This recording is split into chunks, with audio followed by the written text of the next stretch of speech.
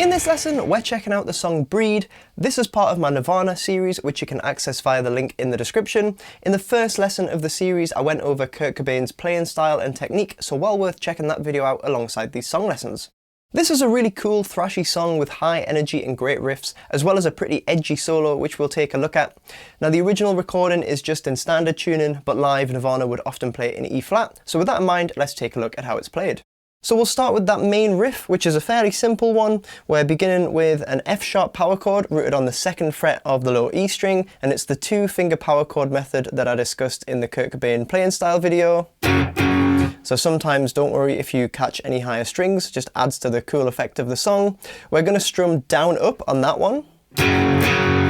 We're then just going to take the left hand off the guitar and strum the open strings on the next down strum, before going back to that F sharp on the up. So we've got, and then sped up. So you're just synchronizing the taking off of the left hand with the strumming arm. Following that, we're shifting up to an A power chord rooted on the 5th fret. We're going to down strum that one, and then we're going to down strum the open strings again to finish off. So put that all together. So that's down, up, down, up, down, down. And if we count the rhythm, it's 1 and 2 and 3, 4, 1 and 2 and 3, 4. So the last two hits just sustain a little bit longer, and the riff just repeats like that. In the very intro of the song, it's just isolated guitar for a few repetitions, and then the band joins in and it just repeats until the verse starts. When the verse starts, we're going to take our F-sharp power chord and throw it up an octave, so now we're going to be rooted on the 9th fret of the A string, still using that barred power chord technique, and it sounds pretty good to slide into it. Following this, we're just going to be slamming 8th notes. Now you can either do this all down strums, which sounds pretty good and pretty aggressive, or you can mix up and down strums if you want it to be a little bit less strain on the strumming arm.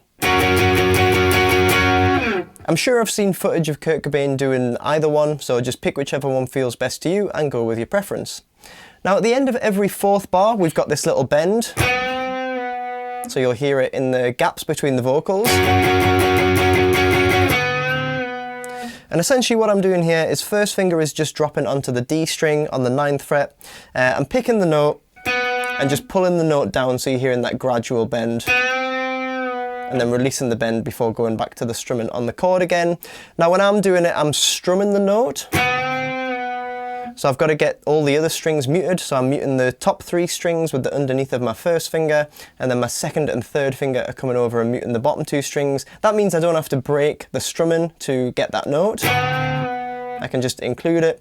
So you might want to do that, but you could just pick it if you struggle with the muting. But also don't worry if any extra strings happen to ring out. In typical Nirvana fashion, it kind of just adds to the thrashiness of the song and probably improves the sound and the aggression that you're bringing through on the guitar, really. Then at the very end of the chorus, drop the F sharp back down to the E string root, slam that just until the chorus starts. So at the very end of the verse, you'll hear this.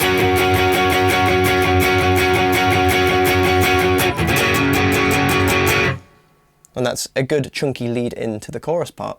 So chorus now, and I really like this part, it sounds like this.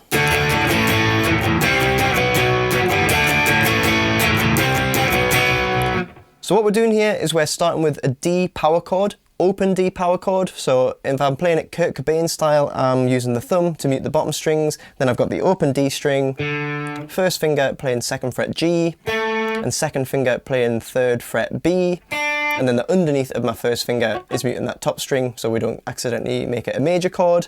Kurt Cobain plays it with fingers 1 and 2, you can see him do that in videos. It's a little bit more conventional, I think, to use fingers 1 and 3, so stick to either. You know, you might want to learn to do 1 and 2 if you want to be super authentic, but we've got that D chord to start with, then we're moving to an A bar chord with the first finger. Now you might just get the A string, D string and G string, in which case it's a power chord, but don't worry if you also get the B string and include that third.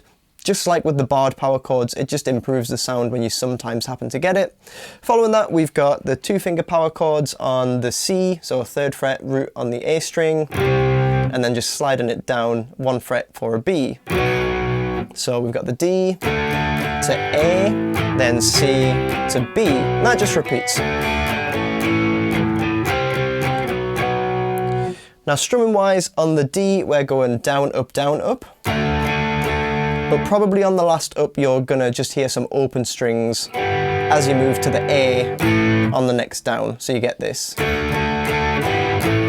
Again, just adds to the thrashiness hearing them open strings between the chords. The A we're gonna strum down, down, up, so we'll put them two together. So down, up, down, up, down, down, up. And then we're gonna do the same pattern on the C and the B. You might find that you slide to the B on the up strum where you would have been changing to the A in the first 2 chords, so you get this. Or you might find that you actually take the hand off and you get that open string effect as well. Just kind of let it happen however it falls when you're playing it. Again, don't try and be too precise with it. It's meant to be a little bit messy. And all we've got left to look at is the solo. Now this is another pretty dissonant and edgy solo. It suits the track perfectly, so it's worth getting down on the guitar. Now what we're going to be using here is what I call diminished power chords. So the first one is going to be rooted on that F sharp up on the 9th fret of the A string again. So if you imagine a normal power chord, using 3 fingers this time, we're going to take the middle note, which is a perfect 5th, and move it down 1 fret so it becomes a diminished 5th. So we've now got a root note, a diminished 5th, and then the octave. It's a little bit easier to play it with 1st, 2nd and 3rd fingers. They're all in a nice diagonal line, as you can see there. So this is the shape that we're going to be using for the entire solo. Now I'm also muting all the other strings, so the tip of my first finger is muting that low E string, and the underside of my first finger is muting the top strings as it would in a normal power chord. That's the shape we're going to be using, and we're going to be doing 16th note strumming, which is why the muting is so important. So we're going to be using that shape with 16th note strumming, which sounds really fast at this tempo. So you got to keep the wrist in your strumming arm nice and relaxed. We're going to be doing 4 bars on each shape. So this is the first one, which is on the F sharp on the 9th fret. You're going to be doing the 16th note strumming, and then at the very end of those 4 bars, you're just going to let it descend a few frets. So it sounds like this.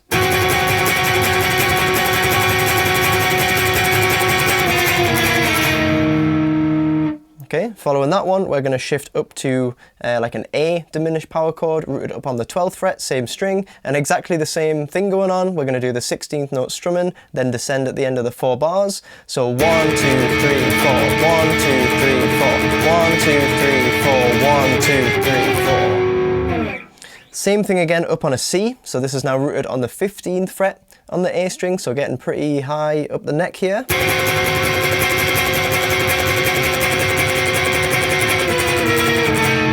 And then to finish off, we're going to do the same on D. So this is rooted on the 17th fret, so really high up, but this time at the end we're going to ascend rather than descend, so we're going to climb up. And when you get to the very top, right in the top 3 frets there, I would start just pulling the strings down so it just raises the pitch a little bit more. Kind of makes it sound a bit crazy just until the chorus comes back in. So that would sound like this.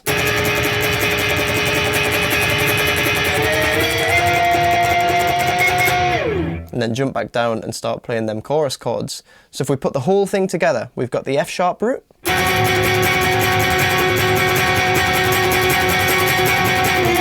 the A,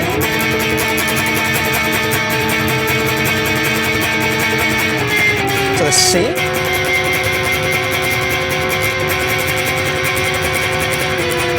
a D, and then climb at the end. So pretty mental, but just put it in the track, really thrash at it, you know, really throw the right hand, get that strumming in. And in terms of the sound, you just want to layer up a little bit more distortion, probably than you had on the riff and chord parts. A little bit of delay might help as well, just to give it a bit of ambience. And also in the demo that I did at the start, I put on a phaser effect, just to mimic the sort of panning effect that you can hear in the original track. So you could experiment with that as well. I hope you've enjoyed taking a look at this tune. Really good fun playing along with this one. Don't try and play it too perfectly. Focus on just making it sound aggressive, so hit the strings pretty hard and just try and give it as much energy as you can. Remember, you can access the full Nirvana playlist via the link in the description. Be sure to subscribe for more content, and I'd really appreciate you giving this video a like if you found it useful, and I'll see you in the next lesson.